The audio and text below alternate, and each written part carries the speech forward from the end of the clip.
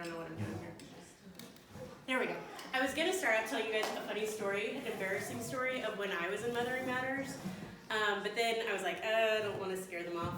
So, if you ever have too much coffee at one of these and find yourself hustling home because your stomach feels like you're in labor again, but then you get pulled over by an officer for not failing to stop at a stop sign, just know that I'm cheering you on to get to your house.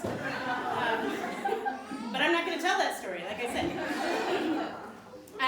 Before we go into today, I need you all to know that I remember my days in Mothering Matters, and oh my gosh, they are precious to me. The moments here, the time here, the friendships that I made here, I am still friends with today. Actually, a friend from Mothering Matters that I made is now moving to Oklahoma City next month, or at the end of this month.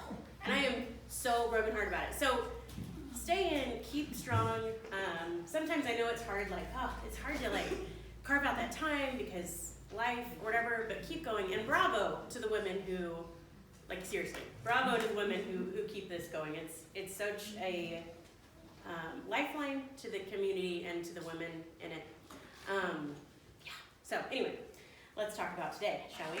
I love that your book put work and play next to one another because they are such a balance. It's such a balancing act, but God created us for both, and we genuinely need both. But if I had to guess, because in the world that we live in today, usually one wins out over the other. And if I had to guess, you look like. Would you mind going to the next slide? Just push out. It's okay. We don't have to. Yeah, I'm sorry. If you just push the down button. Yeah, we're good. We're good. Anyway, a lot of us look like this girl, and you are pulled in every direction. But if you thought you were coming today to hear from a girl that her house just looks magazine worthy all the time, you are sorely mistaken. Very mistaken by that. I am not here to give you tips and tricks on how to have a perfectly clean house or a perfectly run routine. That's not what I'm here for. For reference, the house that we bought almost 4 years ago and we're remodeling it, slowly, room by room, it had pristine white carpet when we moved in. Beautiful white carpet. And magically, that same carpet is now tan. Okay? I just need you to know that's who's talking to you today, okay? But the work of a mom and a wife is no easy feat, and I don't need to tell any of you that. Whether you're a stay-at-home mom, a work-from-home mom, a work-out-of-the-house mom, or anywhere in between, it's a lot of work. It's hard. Your work never ends. And my favorite response to the people at the grocery store, they're like, man, you have your hands full, is, yeah, but it's better than empty. It's better than empty. I begged Jesus for these people, but that doesn't make it any less hard. It doesn't make it less hard to pick up after your husband, who you love so much, or the kiddos. When you just finish cleaning and Mom, I need a snack, or they just go get a snack themselves and make that much more of a mess, right? So in your book, I have to say this, I love the quote of, if you do it now by yourself, you will do it forever by yourself, or some mix of that. I was like, yes, bravo to that. So anyway, can we go one more? This is an example of my children on a regular basis. But let's talk about this for a minute. You know the Proverbs 31 wife that we're told since we were little that we need to be like? I'm not discounting that. I need you to hear me. I'm not discounting that. But I do think that it's important to take Scripture as a whole and put it together for balance. And also, during Proverbs 31 wife, those same wives got a week vacation every month. As soon as Aunt Flo came to town, they were out the door. Nobody could touch them. Nobody could ask anything of them. They got to go hang out with their girlfriends for a whole week and just rest and take a bath. They actually had to take a bath. It was a requirement. So if I got a week-long vacation where I got to go bathe and hang out with my girlfriends, you best believe I could come home ready to go, right? I'd be, first of all, I would also be antsy, I cannot imagine what they're doing at the house while I'm not there. So, just for reference, those wives also got a break. So anyway, now I gotta go back to where I was. All right, one more slide. Now, in regards to work, it is good to think of Martha and Mary. It's good to think that yes, there's time to work, and yes, there is time to stop. But then we can also think about society's, oh wait, one more. I don't know how I missed that, but that's an important one, so good. Anyway, we're also, I would dare say that maybe our mother-in-laws especially, at least mine, like God love her, kind of expects this, the perfect housewife, right? But I would also like to point out what 1950s housewives had, okay? The 1950s housewife, well, many of them were highly, used a lot of cigarettes to keep them going, or even their doctors prescribed them, I'm not joking you, methamphetamines. 2 1950s housewives, or their children, left as soon as breakfast was done, and they didn't come back until the street lights came on, and nobody knew where they were or what they were doing. Also 1950s housewives, many of them had hired help. So, in comparison, 2024 wives, we are only allowed to drink water, and nothing helps us to keep skinny. We do not have cocaine in our back pockets. Number 2, our children, we have to actually care about their mental, their physical, their emotional, their spiritual health. And 2024 wives, we can't afford to shop anywhere but Aldi, much less hire somebody to do all of our work for us. So if our husbands don't want a coked out wife, our kids taken away by DHS, and, if they can't even pay their credit card bills right now, we have to have reasonable expectations, and he can tell his mama to take a hike, right? So, as much as we love her, and we are going to honor her, she needs to chill her jets. Anyway, so, about that. Speaking of husbands, can we go down one more? This is mine. I like them. He is a firefighter with sirens. And several years ago, he started pushing his group of guys to start cooking and preparing meals at the firehouse instead of what they were doing, which is eating out all the time. And again, my pocketbook was like, thank you for that. Anyway, one day he came home and he set me down, and I thought we were having a serious conversation, and he said, Sarah, I need you to know that I understand now the effort that you take into planning our meals, to grocery shopping, to cooking all of our meals. I am exhausted, and I only do it 1 out of every 3 days. And I was like, oh my gosh. It was so edifying to hear that he understood just the mental load of getting supper on the table, much less the, I don't like this. You liked it yesterday, And if only our husbands could peel back the veil and see all the work that we do, right? That would mean a lot. Anyway, so I really do have an amazing husband. He comes in and whatever he sees, he helps with. He even tells me when I get because I'll get really oh no, I can do that, that's mine. And he'll say, Sarah, yes, I work outside of the house, but they are no less my children. This is no less my house than it is yours. You have to let me help. And that I've gotten better because I definitely pushed myself to be the 50s housewife sometimes. Now, does that mean that you have to just give up and say, oh, it doesn't matter? No, you don't. No. It has to be balanced. And I do want to say this. I am not trying to decide what your house needs to look like at home. It is between you and your husband to be able to figure that out. But if you find yourself needing help from him, don't stop. Don't be mean, but don't stop. Pray, communicate, and if eventually be patient. If you need to, ask for outside help to get him to understand. Because, again, we love our husbands, and sometimes they can be a little thick-headed as to what we are actually asking for. And just like we can too, I get that. But I'm just speaking from what I know, right? So, anyway, go to the next one, please. I want you to hear me right now. Your worth is not defined by your productivity level. Your worth is not on what you can do. It is in Christ alone. And I truly, I know that I'm probably talking to people that know that, but you need to remind yourself every day. Your worth is not in your productivity level. It's not in how pretty your house is. It's not how put together you are. It's not even how put together your children are. It is in Christ alone. So, lost my spot. Sorry about that. Yes, that also means that we have to get up and get moving. We cannot watch every breakdown video of the relationship between Travis and Taylor right now, which I know I am enjoying for one, but you know, or whatever it is, whatever videos you watch, or whatever, wherever you go on the internet, or whatever book you read, or whatever, like yes, those are good to be able to stop and balance them. But there's also like, there's time to put the laundry basket down, to have a movie night with your children, or go hang out with your husband before getting a good night's rest, right? Like, there has to be that balance in what we're doing. It's necessary. We also cannot we can't take Pinterest or Instagram or TikTok and let them define what our standard should be. Your work as a mother, right, isn't what defines you, but it also is honestly the most important work you can be doing right now. Whatever that work looks like as a mother. When it comes to routine and structure, my biggest thing, I'm not going to give tips, but my biggest thing is to balance, try out all the methods that you do find on the internet, right? Try them out.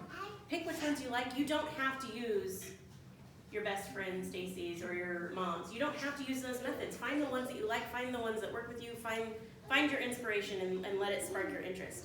I'm not gonna lie, like right now, when I get up before my kids, I get so much more done. But I couldn't have had that expectation on myself when I was nursing babies all night long. I stayed in bed until I had to get up because my mental health would be wrecked if I didn't take that. And thankfully, again, I had a husband that cheered me to stay in bed. Now I know that not everybody has that. And if you work outside the home with a real job, which I don't say real job as in like your job's not important, but I just mean they're both jobs, right? Do that job well. Pour into it, but also take the breaks to relax. Do not feel bad for yourself or bad about yourself if you're taking a nap when the kids take their afternoon nap, or whenever you can take that break, because we know that even sometimes before our eyes are open, our job has already begun, and it's going until we close them at night, and then we're on call all night long. It's okay, especially those of you that have this, right? Like those of you that are doing this right now, or at some point in the day. Your work is 24/7. It just is. So it's okay to let things pile up a bit at this time in your life, and to try. And I also understand that sometimes, no, I have to get that stuff done. I just do. So let's go down one more. I will say every person in your house must do chores. Every person.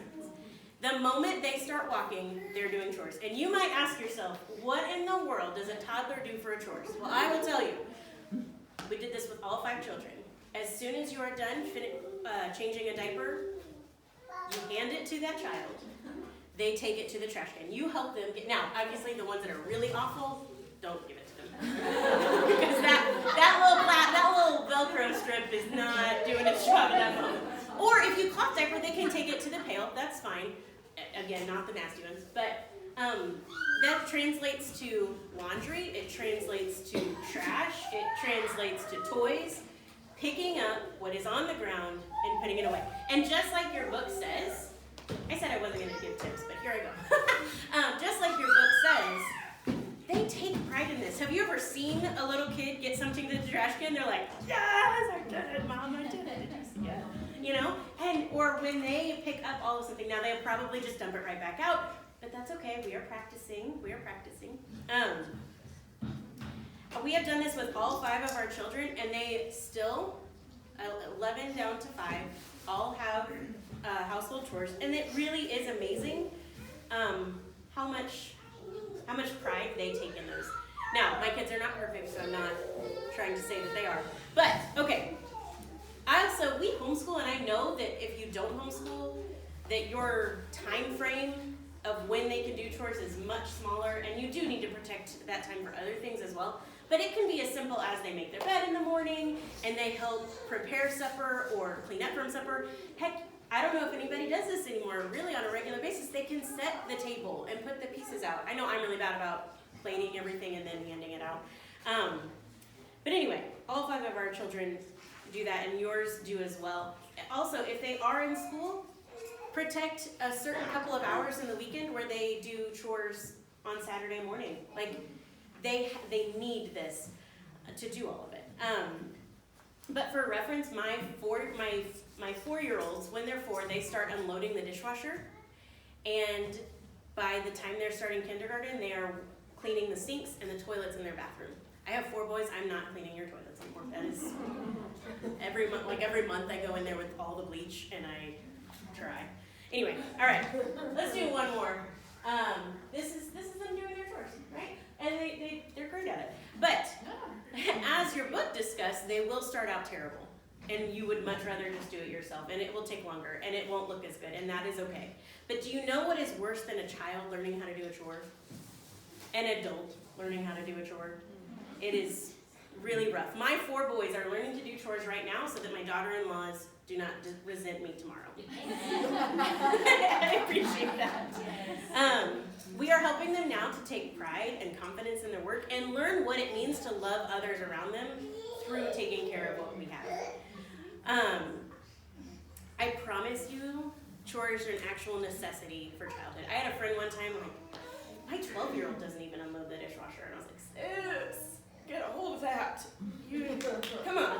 Like, I'm not trying to judge her, but gosh, I can't imagine how embarrassing that would be to not be able to do those, to do basic household chores as an older person. Anyway, so I could probably stay on this for half an hour. Before we go into play, I want to say one more thing. If you are one of those people that is just rocking the work of your life, don't hide that. You don't need to act like, oh, it's so hard, but you're just, like, you find joy in doing all of it. Great. Don't hide that. Also, love on other people. Be the one to invite people over for coffee dates and play dates, and invite people into that, because you are also showing them that I can find joy in the life that God has given me. And not that those of us who are struggling aren't finding joy, but you're edifying what God has asked us to do as moms and wives. So just keep going there. I know I for one I'm not perfect. I'm not terrible at as a house cleaner, but I don't care. If you call me and you say, sis, I am having a rough day, I will invite you into the mess, and I'll make sure that my bras are put away, right? Like, I'll run through the house and make sure, right? But come in, let's go. We don't have to present a perfect life to anybody, wherever you fall on that spectrum. So let's go to play, shall we? So this is, oh, that place was so fun. Anyway, play was my major in college, which, you know, that was a waste of money, but I did enjoy it. That's okay. Anyway, it's a big passion of mine as a mother, and play as a person is necessary. It is absolutely necessary as a human. It is vital to your children. So here's the deal about play. It's not just important to babies to learn their motor skills and sorting skills. It's important to your toddlers, to your preschoolers, to your children at all ages, for social, for emotional, for physical, all of it, literally all of it. It must be protected. God really did design us for work, and He really did design us for play. And play sometimes looks like rest. Kind of put those together, and that's okay. Now, I want to talk about 2 things that I think, it stinks that I couldn't stay up here for a whole day and be like, let's have a play retreat, but that's okay. I'm going to talk on 2 topics that I think most Americans, most moms, we kind of need to look at. And that's screens and outside time, okay? Now, I realize that you can play inside without a screen, like Legos, art, wrestling around, board games, make-believe, all of that can happen inside, but it needs to happen outside, and believe it or not, there is a difference. Yeah, it is. There's a big difference. But if I had to guess, I would say that the majority of our children are spending little or less than they should time outside, and exponentially more time on screens than they should. Now, I am not here to put you on a guilt trip, so please don't take it as one. More so, I want to tell you, here's a thermostat. Let's see if we can turn it down a couple degrees, or turn it up, whichever, and see where it takes us. Let's do the next one. And this, you can't see it. I'm so sorry. maybe I'll send it so it can be posted. But also you can just Google it if you would like. But what's so wrong with screens exactly? My kids are learning lots of stuff. They have lots of science videos. It's good. Bluey. I love Bluey. Love Bluey. Also, if your kids watch Bluey, do you not notice that they then are inspired to go play more? God bless Bluey. Who is not playing keepy uppy with their kids at this point? The moment a balloon is available. Anyway, so there are really great things out there. However, there's also terrible things on screens, and we're not going to touch those. We all know that there's terrible things out there on the internet. But also, the research is screaming at us that just general screen use is terrible for our kids' emotional, their physical, I can list it all. It's really sucking the life out of our children. And that's really hard for mothers. Because again, if we send our kids out too long, DHS, anyway. Now, not one of us wants depression or anxiety or any of that for our kids. Not one of us wants that, right? And so that's kind of where my motivation is to cut down on the screens. It's not about being able to post it or anything like that. It's just I want your brain to be okay. And if I tell you right now, I tell my children that all day. I don't want to spend any more time outside. I just want your brain to be okay. Go outside. Now you also may be trying your dangest not to roll your eyes at me like, sis, I have to cook supper at some point. I am nursing my baby. I can't go wrangle the other ones with my boob out. Like I have to, I'm not telling you to throw your TV away or an iPad away. I'm not telling you to do that. I'm just saying we have to have balance. It's all about balance. Moderation is key. So where is the moderation line? What does that look like? And so this, I'm going to tell you, I cannot tell you what to do. I'm going to give you a tip, even though I said I wasn't going to. So do some research on it, but if we can do one more, you won't be able to see it. Sorry. But outside. Doctors and psychologists are currently suggesting that we spend 3 hours outside a day. Not just our children, but ourselves. I'll be honest, I don't have 3 hours to go outside. I just don't have it. And that's okay. But my children do. My children have it. And I'm going to make it. Now, also, you can't just be like, 18-month-old, see you later, chick. I understand that. But believe it or not, a stroller nap is amazing for your babies. The sounds, the bounce of the stroller, all of it is really good. The breeze, these are hugely beneficial to their brain. Take family walks after dinner after everyone has helped clean up, right? Everyone's helping cleaning up dinner because now we can all go outside. It's a balance.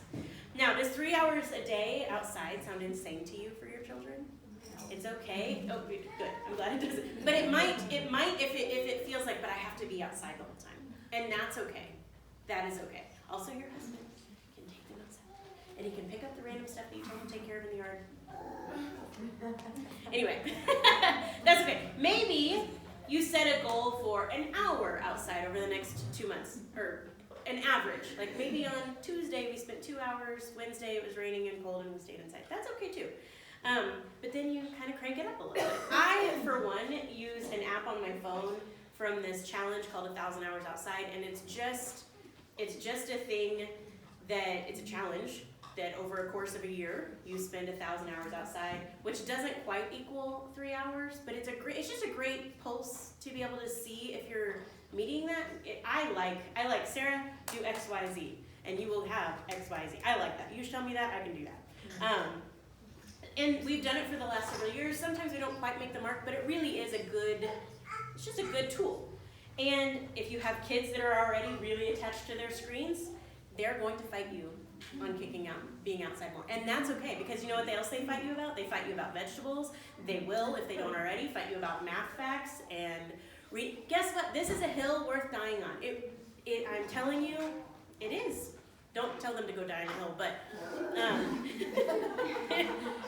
it's good to have incentives and stuff. My kids it's almost Pavlov. I don't know if anyone knows what Pavlov is, but the guy that taught his dogs the bell. Anyway, we have popsicles in our freezer all the time. They'll have them when it's snowy and 15 degrees outside. They don't care, but they know that they don't get that popsicle unless they are outside. And believe it or not, as soon as they're out there, they're having a great time. And I'm not saying that I just lock the door and say, don't talk to me. Sometimes maybe. Anyway, but you can also have incentives for, okay, once you meet this goal. For a while, we had every 100 hours they spent outside, I gave them a Switch day, meant not Switch from the tree, but Nintendo Switch. And they would get the full day that they got to play on screens. And that might sound crazy from the girl who's telling you to take the screens away, but we have 5 kids, like I said, and 20-minute increments throughout the day. And I guess you gotta eat lunch now, we gotta put the screen down. It doesn't add up to very much, really. And you don't have to have that incentive, especially if you don't have as many children as I have. You may not want to give them 12 hours on a screen, that's fine. But find something, be creative, that whatever their currency is to get them outside. If they've made a friend here, go to Bob Henry, go to, have you not been to the Gathering Place yet? If you've not been to the Gathering Place, go to the Gathering Place. Don't go during spring break, you will lose your child and you'll have a panic attack. Anyway, about that. You tell I also have anxiety about making sure that our kids are in the right spot. And with outdoor play, if you're a helicopter mom, that's okay. You gotta help yourself calm down a little bit. I know it's hard. I have a sister-in-law who won't let her 11-year-old go up and down stairs. I'm like, sis, you gotta chill. You gotta chill. We all have anxiety about keeping our kids healthy, but it's kind of one of those things where if I keep my kid in a bubble, will they hurt themselves later? Did you know that right now, if your kids do risky play right now, they are more likely to be able to have the balance, the muscle strength, and everything else, that as they get older, they will have less harm to themselves later. And I know that I'm not saying you need to be my type of mom. I'm just challenging you that the more risky, the more adventure that your child can take as you sit there and go, Dash, is better for them now. And obviously you have to know, you have to decide what your level is that you're okay with. But I will say, as a mom of 5, that I've gotten more and more lenient with what I think they can do with their little bodies. And that's actually really kind of fun. But anyway, so this is obviously a topic that I can go on and on and on, and I feel bad because I feel like I've just touched the tip of an iceberg there.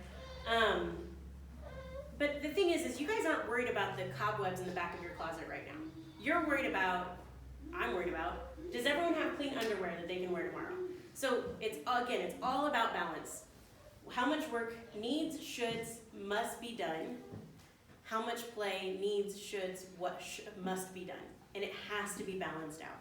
Because here's the thing, if your house looks picture perfect, but your mental health is failing, we've missed the mark a little bit. We need to be able to find that. If your kid has incredible, some viral YouTube video going, that's great. But if their physical health is wrecked, also, we've missed the mark a little bit. But on the other end, if your house is a complete wreck, but your kids are in heaven when it's time to go, you didn't miss a thing. If you never got covered in head-to-toe mud, but you love Jesus when you're 25, goals are met. Our goal, whatever it is, work, play, any of it, is just simply, did we get our family to heaven? Did we get there? And that needs to be our motivation, whether it's cleaning a cup or folding. Please don't fold your socks. Please just put them in the cup. Whatever it is, just let the goal be Jesus.